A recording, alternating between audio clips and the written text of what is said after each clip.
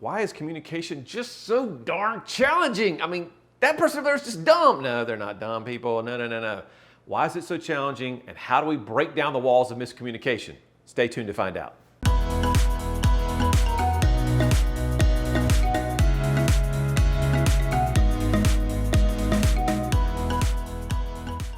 People give and receive information in totally unique ways. We all have a specific lens that we look through that determines how we see life.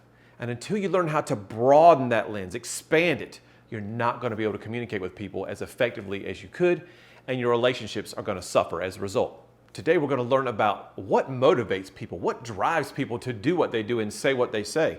And also, we're going to learn about why people communicate verbally the way they do. Some people do it really short, some people do it really long and expanded. So that's what you're looking forward to.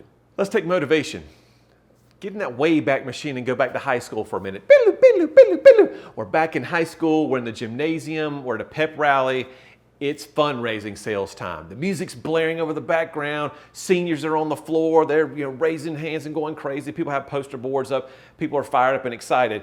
At least most people are excited. Again, what's going to motivate these people? What's going to motivate you to go out there and be a top salesman in your class? It's going to be unique for you versus Sally versus Bobby versus John down the hall. Some people want that cash prize at the end. Highest salesperson gets a $100 gift card to Amazon. Woo! That's going to get some people fired up and get them to knock on doors of strangers, approach people in their car to roll down the window at the median in the parking lot. It doesn't matter. They want that money so bad, they'll do whatever they have to. Some people, it's the experience that's involved. They want that chance at the end to take that cream pie and shove it right in the principal's face and get the crowd roaring and woo! And the whole school's looking at them as they smash that pie in the face. And then some people are more concerned about, what are we raising these funds for again? What's the money going to? How's it going to impact the kids here at our school? How's it going to impact the charity we were raising that money for? And then some other folks are motivated by the why.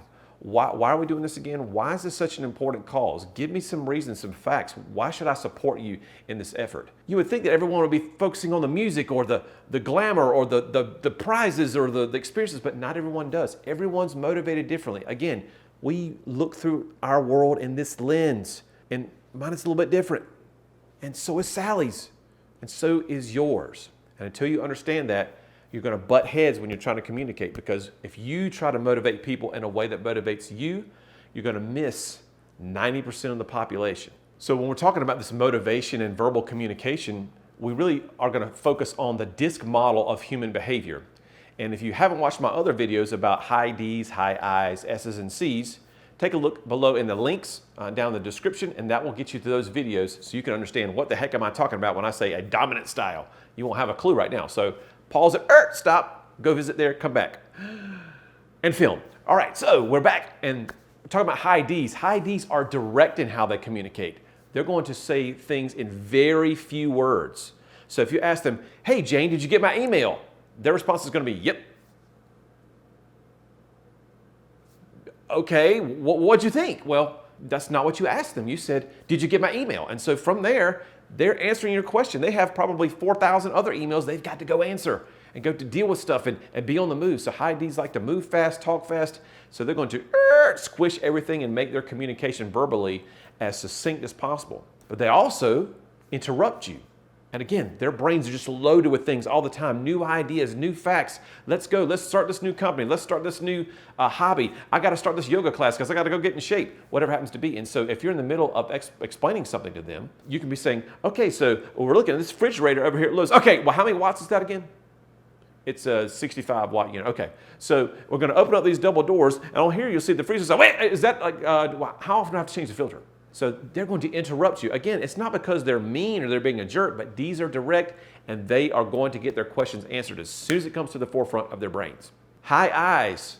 Man, they're fun. They're all about flavor. They're all about communicating with their hands and getting all up in your face and going, woo, let's do this thing. They're going to be excited, and they're going to vary their tone of voice all the time. And if you are one of those high C or high S styles, the more reserved types, you're like, okay, dude, you need to land your plane. You're getting a little too close to me. Body language, invasion of privacy. But that's how eyes do it. They are all the time going and thinking, and they just can't, oh, whoa, how many lights are in this kitchen? That's how their minds are wired. So they suffer from shiny object syndrome. SOS. It's horrible for them because they can be in the middle of a thought and then, ooh, is that a blue colored house? I mean, who paints their house blue anymore? It's a totally different thought. They're not trying to upset you by saying, hey, hello, stay on point here, okay, McFly. They're not doing that. That's just how they're wired. So when you're talking to an I, you really need to be aware of that. Keep them focused, keep them on point. Don't be afraid to go, hey, let's bring it back in, because they're going to be easily distracted. From an email perspective, it's really hard for them. I know we're talking about verbal communication, but I want to talk about email for just a second, or texting. Eyes live with emojis. They love it because it's such a part of who they are. Those mediums are cold. Email and texting without emojis, they don't know how to express themselves. So keep in mind, eyes are always going to do whatever they can to express themselves, no matter the medium. If they're talking verbally to you, if they're using text messages, email, some type of letter, they're going to use as much emotion as they can because that's who they are. They're emotional beings. High S's, they speak softly. When they do speak, S's don't like to rock the boat in situations. So in group discussions, an S isn't going to offer their input because they don't want to make someone upset. They avoid conflict like the plague. They just can't stand it. So you can be in a discussion with someone and say, hey, where do you guys want to go for dinner? And an S is going to be like, I don't know, where do you guys want to go? They're never going to be the first person to say, ooh, Hardee's, Taco Bell, KFC, Olive Garden. They're never going to do that because they don't want to offend the rest of the group. They're just going to sit back and go, where do you guys want to go?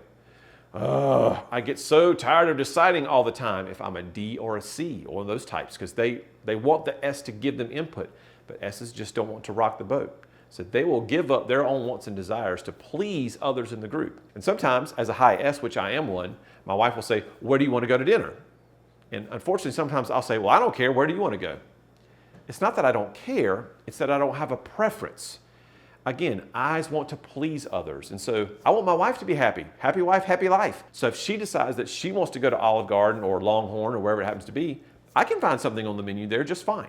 And so from that, she's going to be happy because she gets that nice steak, which she likes, and I get that chicken parmesan, and life is good. And then there are the high C's, those cautious types. They speak in more of a monotone, direct, squinchy-eyed, discerning kind of a look on their face. Never too high with their expression, never too low. High C just wins the lottery. Yay. Just lost their dog.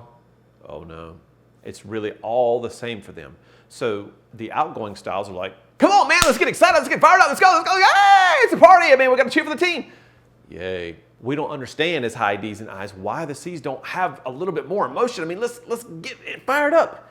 What you don't understand is those high C's, when they're communicating in this monotone way, in the background, their brains are going 4 billion miles an hour, always processing, asking questions. How can we make this better? Why are they going around the island at that restaurant? If they just went back here, cut off like 6 steps, they could get to my table faster, efficiencies, they could get more people in and out, So they're always thinking and processing. When it comes to verbal communication, they're going to be monotone. And it's not because they don't have interest in what you have to say.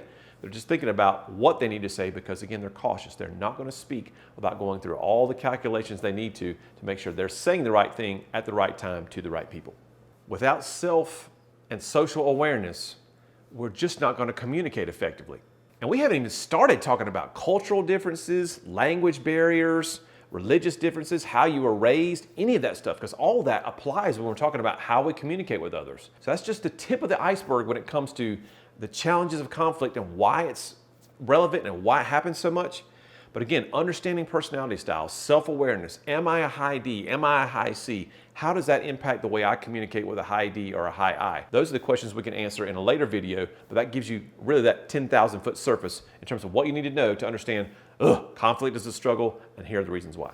So if you're interested in finding out more about yourself, you can certainly take an assessment, find details below in the description box, or make sure you head back and watch those high D, I, S, and C videos because that will give you some insights into that self-awareness and social awareness that we so desperately need to communicate effectively.